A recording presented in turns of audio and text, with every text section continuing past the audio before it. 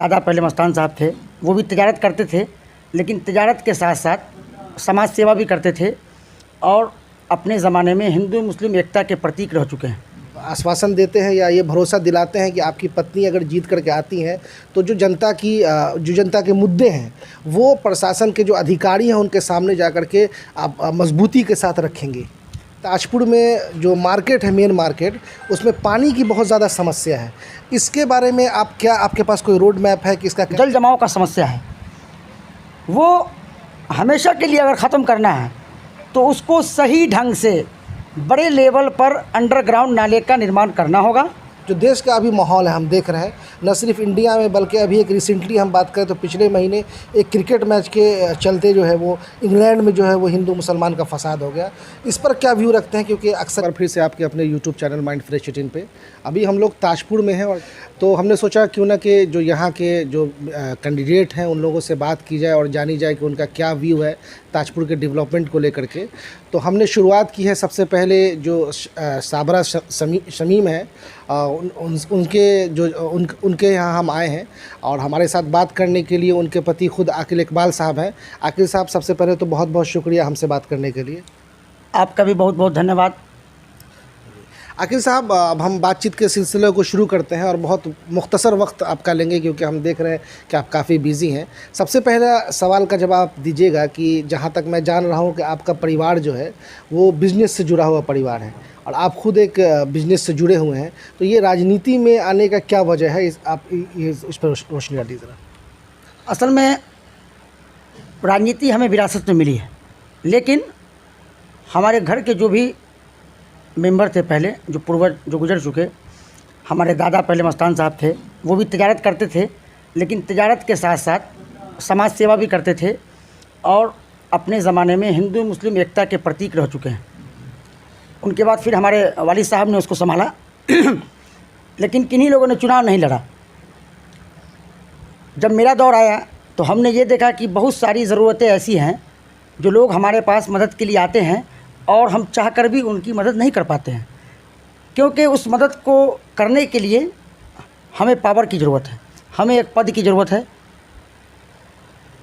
इसलिए मैंने सोचा कि मैं इस बार ताजपुर नगर परिषद के चुनाव में मुख्य पार्षद यानी कि चेयरमैन पद पर अपनी दावेदारी पेश करूं, लेकिन महिला सीट हो जाने की वजह से मैंने अपनी पत्नी साबरा शमीम को मुख्य पार्षद यानी कि चेयरमैन पद पर खड़ा करने का फैसला लिया। चलिए अगिल साहब, आप बात को कंटिन्यू कीजिएगा। हम एक और सवाल जोड़ते हैं कि आमतौर पर देखा जाता है कि राजनीति में जो है वो जो उम्रदराज लोग होते हैं वो ज़्यादा दिलचस्पी रखते हैं। आप, जैसा मैंने पहले भी कहा कि आप नौजवान हैं, आप आए हैं इसमें, तो आपको नहीं लगता है कि आपको परेशानी होगी इस चीज़ को समझने में या काम करने में? यहाँ पे परेशानी की कोई बात नहीं है।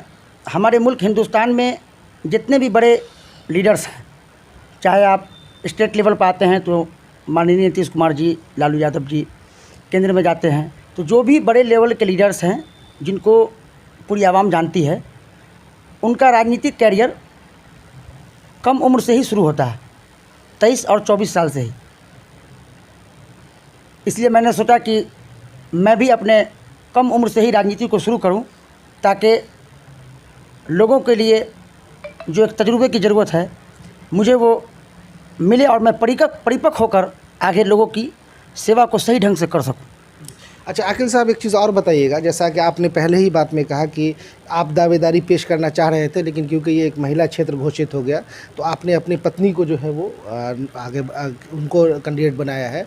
तो आप हमारे व्यूवर्स को या ताजपुर की जनता को ये बताइएगा कि आमतौर पर जिस समाज से हम आते हैं वहाँ पे महिलाएं जो हैं उतनी बोल्ड नहीं होती हैं जो ऊंचे अधिकारी के सामने जाके बात कर सकें। तो क्या आप ये आश्वासन देते हैं या ये भरोसा दिलाते हैं कि आपकी पत्नी अगर जीत करके आती हैं तो जो जनता के मुद्दे हैं वो प्रशासन के जो अधिकारी हैं उनके सामने जा कर के आप मजबूती के साथ रखेंगे?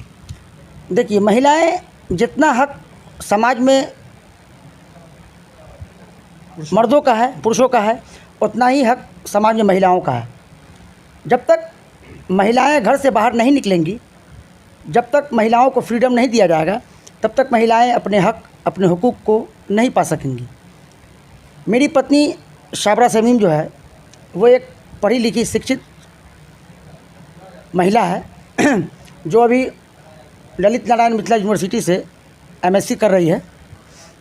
और जब तक कोई भी लीडर पढ़ा लिखा नहीं होगा, शिक्षित नहीं होगा, तब तक वो जनता की किसी भी परेशानियों को आला अधिकारी तक सही ढंग से नहीं पहुंचा सकता है।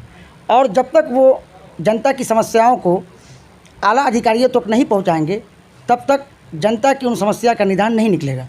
इसलिए मैं ताजपुर की तमाम महिलाओं से ये अपील करता हूं कि आप एक शिक्षित महिला को इस बार सेवा का मौका दें, ताकि महिलाओं के साथ जो परेशानी होती है, महिलाएं अपने परेशानी को लोगों में शेयर नहीं करती हैं, वो बल्कि अपने दिल ही दिल में उसको रख कर घुटती हैं, क्योंकि उनके पास फ्रीडम नहीं है।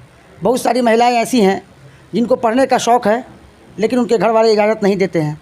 बहुत सारी महिलाएं हैं उन्हें कुछ करने का शौक़ है, लेकिन समाज के किसी न किसी मामले को लेकर वो आगे नहीं बढ़ पाती हैं। इसीलिए मेरा पहला मकसद ये होगा कि अगर इस ताजपुर नगर परिषद में एक शिक्षित महिला चेयरमैन पद पर अगर जीतती है, तो ताजपुर नगर परिषद की जितनी महिलाएं हैं, सबसे पहले उन सभी महिलाओं की जो समस्या है, जिन पर बाकी जितने भी लीडर्स हैं उनका ध्यान नहीं है, सबसे पहले उन मुद्दों पर हम लोग काम करेंगे। चलिए ठीक है, बहुत बहुत शुक्रिया, आप काफ़ी अच्छे से बात करें। अब हम आते हैं दो तीन पॉइंट पर हम काम पे बात करेंगे। अभी मैं रिसेंटली आपका एक वीडियो देख रहा था, जो 2 दिन पहले बारिश हुई है, तो आप पानी के अंदर जाकर के घूम रहे थे और लोगों की समस्याओं को आप देख रहे थे, अपने आंखों से देखा होगा। हमने तो 2-2.5 मिनट का आपका वीडियो देखा था। तो सवाल ये है कि ताजपुर में जो मार्केट है, मेन मार्केट, उसमें पानी की बहुत ज़्यादा समस्या है। इसके बारे में आपके पास कोई रोड मैप है कि इसका कैसे सॉल्यूशन निकलेगा, क्या होगा? क्योंकि ये बहुत बड़ी समस्या है ताजपुर की। देखिए, ये जो ताजपुर नगर परिषद की जल जमाव की समस्या है, ये तकरीबन पिछले 4-5 वर्षों से है। और बारिश होती है, पानी लगता है, यहाँ के लोग परेशान होते हैं, महामारी के शिकार होते हैं। फिर यहाँ के जो लीडर्स हैं, जिनको जनता ने चुनकर विधायक बनाया, जिनको जनता ने चुनकर सांसद बनाया, वो परेशानियों को देखकर आश्वासन भी देते हैं कि अगले सीज़न में इसका निदान कर दिया जाएगा। लेकिन फिर जैसे ही बारिश का सीज़न ख़त्म होता है, मानसून का, फिर सब लोग कान में रुई डालकर सो जाते हैं। फिर जब अगला बरसात का सीज़न आता है, फिर जनता इसी परेशानी से जूझती है और फिर इसका कोई निदान नहीं निकलता है। ताजपुर के अंदर जो जल जमाव का समस्या है, वो हमेशा के लिए अगर ख़त्म करना है, तो उसको सही ढंग से बड़े लेवल पर अंडरग्राउंड नाले का निर्माण करना होगा पूरे मार्केट में, और हर मोहल्ले, हर गली में छोटे स्तर पर नाले का निर्माण करके बड़े स्तर वाले नाले में कनेक्ट करना होगा। और उस पानी के रास्ते नाले को हमारे ताजपुर में एक जमुआरी नदी है, उसमें कनेक्ट करना होगा, तभी जाकर ये पॉसिबल है। और इतने बड़े स्तर पर नाले का काम जिस फंड के तहत होगा, वो फंड न कोई मुखिया के फंड में आता था, इसलिए किसी मुखिया ने भी नहीं करा पाए। उसके बाद विधायक जी से भी हमने बात की, उन्होंने भी कहा कि इतना बड़ा फंड हमारे विधायक फंड में नहीं है। ये फंड असल में सांसद फंड से होना है इस काम, चूँकि इसमें बजट ज़्यादा है। लेकिन यहाँ की जनता ने नित्यानंद राय जी को अपने बहुमत से विजय बनाकर सांसद बनाया, लेकिन उन्होंने आज तक कभी जनता के बीच आकर उनकी समस्याओं को न देखा, न सुना, न कभी विज़िट किया, तो उसका निदान निकालने की तो कोई बात पैदा ही नहीं होता है। लेकिन फिर भी मैं अगर, या मेरी पत्नी अगर चेयरमैन पद पर, मुख्य पार्षद पद पर अगर जनता सेवा करने का मौका देती है, तो हम लोग हर प्रयास करेंगे, जहाँ जाना होगा वहाँ जाएंगे, जहाँ अनशन करना होगा करेंगे, जहाँ आंदोलन करना होगा करेंगे, अपनी पूरी ताकत झोंक देंगे कि यहाँ की जनता को कैसे इस जल जमाव से निदान मिले। हमारा सबसे पहला कलम जो चलेगा वो इसी पर चलेगा कि ताजपुर नगर परिषद के मेन मार्केट में जल जमाव की समस्या को जड़ से ख़त्म करना है, उसके बाद ही हम दूसरा कोई काम करेंगे। चलिए शुक्रिया। अब हम एक और सवाल जानना चाहेंगे आपसे कि अभी आपने जो पानी की समस्या है उसमें आपने महामारी और बीमारी का जिक्र किया। जैसा कि हम देखते हैं कि सिर्फ ताजपुर ही नहीं, अगर हम पूरे समस्तीपुर को लें तो मेडिकल सिस्टम बहुत स्ट्रांग नहीं है यहाँ पे। तो क्या उसके बारे में भी आपके पास कोई रोड मैप है, जैसे हम मोहल्ला क्लिनिक या इस तरह कोई फैसिलिटी जो आपके माइंड में हो, कि हम अगर चेयरमैन अगर हमारी पत्नी बनती है तो हम इस तरफ भी नज़र डालेंगे और इस पर भी आवाज़ उठाएंगे? देखिए, सबसे पहली बात है कि हम तो सोचते बहुत कुछ हैं। हमारा सपना तो है कि मैं इस ताजपुर के सरज़मीन को, जहाँ मैं पैदा हुआ हूँ, इसको एक गार्डन की तरह बना दूँ, ताकि कोई लोग अगर बाहर से आएँ तो ये कहें कि हाँ भाई, किसी ताजपुर में हम गए हैं, ताजपुर एक शहर है, ये लगे। लेकिन हमारे सिर्फ चाह लेने से नहीं होगा, क्योंकि मुख्य पार्षद यानी चेयरमैन के लिए जो है सरकार जो भी फंड देगी उसी फंड के अंतर्गत ही आपको काम करना है। तो उसमें जो जो उसके अंतर्गत जो जो काम रहेगा उसको हम पूरी ईमानदारी के साथ इस ताजपुर नगर परिषद में लाएंगे। जहाँ पर अगर छोटे हॉस्पिटल की ज़रूरत है, अगर वो फंड में रहता है तो सबसे पहले हम उसको करेंगे। बच्चों के जो पढ़ाई का मामला है, छोटे छोटे बच्चे वो गांव से जो दूर स्कूल है वहाँ नहीं जा पाते हैं, उनके लिए उनके गांव में एक मिनी स्कूल का खुलना बहुत ज़रूरी है, ताकि जो टीन एज के बच्चे हैं, जो छोटे हैं, जो 3 साल 4 साल के बच्चे हैं, वो दूरी स्कूल जाने से कतराते हैं, डरते हैं, माँ बाप की उन्हें याद आने लगती है। तो अगर हर मोहल्ले में छोटा छोटा एक स्कूल बन जाए, जहाँ सिर्फ छोटे बच्चों के लिए स्कूल जाने का बच्चा सीख जाए, तो हमारे समाज में बच्चे पढ़ाई की तरफ बहुत तेज़ी से आगे बढ़ेंगे। अच्छा आकिल साहब, एक चीज़ और बताइएगा, हालांकि वक्त मैं आपका बहुत ले रहा हूँ, 2-3 सवाल और मेरा है, बस आपसे हम रुखसत होंगे। आप खुद यंग हैं और आप काफ़ी नौजवानों की बात कर रहे हैं। हम जैसा देख रहे हैं कि ताजपुर में अभी कोई ग्राउंड अवेलेबल नहीं है, तो क्या नगर परिषद के क्षेत्र के अंदर कोई ऐसा प्रोविज़न है या आपके माइंड में कोई ऐसा है कि बच्चों के लिए, नौजवानों के लिए कोई ऐसा ग्राउंड प्रोवाइड किया जाए जहाँ पे वो फिजिकल एक्टिविटी हो, गेम हो, इस तरह का कुछ खेल कर सकें? देखिए, मैंने इस पर भी सोचा था, एक विचार किया था कि हमारे इस ताजपुर में बहुत से लोग हैं, हर इंसान की अपनी अपनी एक चाहत होती है, अपना अपना एक मोटो होता है, अपना अपना एक विज़न होता है कि हमें बड़े होकर क्या करना है। किसी का विज़न होता है हमें एक्टर बनना है, किसी का विज़न होता है हमें डॉक्टर बनना है, किसी का इंजीनियर बनना है, किसी का क्रिकेटर बनना है। मंशा रहती है कि हम बने, लेकिन उन्हें सुविधा प्रोवाइड नहीं होती है या वो वहाँ तक नहीं पहुँच पाते हैं, जिसकी वजह से उन्हें मन को छोटा करके घर तक ही रहना पड़ता है। तो मेरा पहला प्लान ये होगा कि जिस बच्चे को जिस फील्ड में जाने का शौक़ है, हम लोग उनको उस फील्ड तक पहुंचाने में हर कोशिश करेंगे और उस फील्ड तक उनको पहुंचाने की पूरी कोशिश करेंगे। अगर लोग खेल के प्रति इच्छुक हैं तो ताजपुर में उनके लिए एक अच्छे छोटे ग्राउंड की व्यवस्था भी की जाएगी। उससे आगे बढ़ना चाहते हैं तो इनको वहाँ भी बढ़ाया जाएगा। यानी कि हमसे जहाँ तक जो भी चीज़ होगी पॉसिबल होगा उसको आप फुलफिल करेंगे, जो समाज के लिए ज़रूरी चीज़ है, उस हर चीज़ पर हम लोग विचार करेंगे, जिससे हमारा समाज आगे बढ़े, जिससे हमारे समाज के लोगों को फ़ायदा पहुँचे, जिससे हमारे समाज के लोग तरक्की की तरफ जाएं, जिससे हमारे समाज के लोग एक अच्छे उसको बोल सकते हैं आपकी एक अच्छे माहौल में जीना चाहते हैं, वो उनको मिले। क्योंकि मैं अभी भेड़ोकड़ा पंचायत में गया, 2-3 पासवान टोला था, मैंने वहाँ के बच्चों को देखा, वहाँ के बूढ़ों को देखा, मुझे काफ़ी तकलीफ़ हुई कि जहाँ भी थोड़े रिच पर्सन का मोहल्ला है, जहाँ लोग कुछ पैसा रखते हैं, वहाँ रोड तो चकाचक है, वहाँ कुछ हद तक व्यवस्था है, लेकिन जहाँ हमारे गरीब लोग हैं वहाँ उनको पूछने वाला कोई नहीं है। न वहाँ रोड की व्यवस्था है, न वहाँ नाले की व्यवस्था है, न वहाँ बिजली की व्यवस्था है, न उनके बच्चों के पढ़ाई लिखाई की व्यवस्था है। आकिल साहब, एक छोटा सा सवाल जो मुझे अभी जस्ट जहन में आया है कि आपका सिंबल आ गया है चुनाव का? जी, हमारा चुनाव चिन्ह कल ही आया है, जो कि ईवीएम के क्रम संख्या 10 पर है, चारपाई छाप, जो कि आदमी पैदा भी होता है तो चारपाई पर और मरने के बाद भी जाता है चारपाई पर।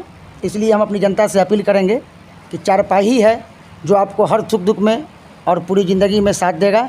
इसलिए आप लोग चुपचाप चारपाई छाप पर वोट देकर हमारी पत्नी साबरा शमीम, जो कि मुख्य पार्षद यानी कि चेयरमैन की उम्मीदवार है ताजपुर नगर परिषद से, उनको भारी से भारी मतों से विजय बनाएं और एक नए ताजपुर का निर्माण करें।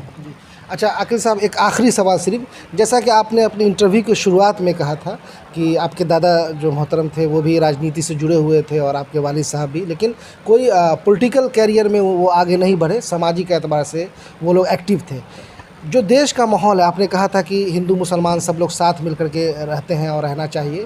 जो देश का अभी माहौल है हम देख रहे हैं, न सिर्फ इंडिया में बल्कि अभी एक रिसेंटली हम बात करें तो पिछले महीने एक क्रिकेट मैच के चलते जो है वो इंग्लैंड में जो है वो हिंदू मुसलमान का फसाद हो गया। इस पर क्या व्यू रखते हैं, क्योंकि अक्सरियत आबादी जो है वो यहाँ पे दोनों लोग हैं उनकी है, तो उसके बारे में क्या रोड मैप है कि जो आपसी मोहब्बत है वो हमेशा कायम रहे दोनों के बीच में? देखिए, हमारे देश का जो संविधान है वो संविधान ये कहता है कि हमारा हिंदुस्तान जो है वो धर्मनिरपेक्ष एक देश है, जहाँ हर धर्मों को एक समान अधिकार है। हिंदुस्तान ही एक ऐसा देश है जहाँ सब धर्म के लोग एक साथ एक दस्तरखान पर बैठ के खाते हैं, एक साथ एक समाज में रहते हैं, एक साथ एक समाज में इस लाइफ को एंजॉय करते हैं। लेकिन कुछ लीडर्स जो अपने फ़ायदे के लिए, अपने राजनीतिक कैरियर को आगे बढ़ाने के लिए हिंदू और मुसलमान को आपस में लड़ाते हैं और वो अपना बेनिफिट्स करते हैं। लेकिन जनता अब जागरूक हो गई है, ताजपुर नगर परिषद की जनता जागरूक है और यहाँ ये खेल नहीं चलने वाला है। यहाँ वही लोग कामयाब होंगे पॉलिटिक्स में जो सभी जाति, सभी धर्म के लोगों को एक समान, एक साथ लेकर के चलेंगे।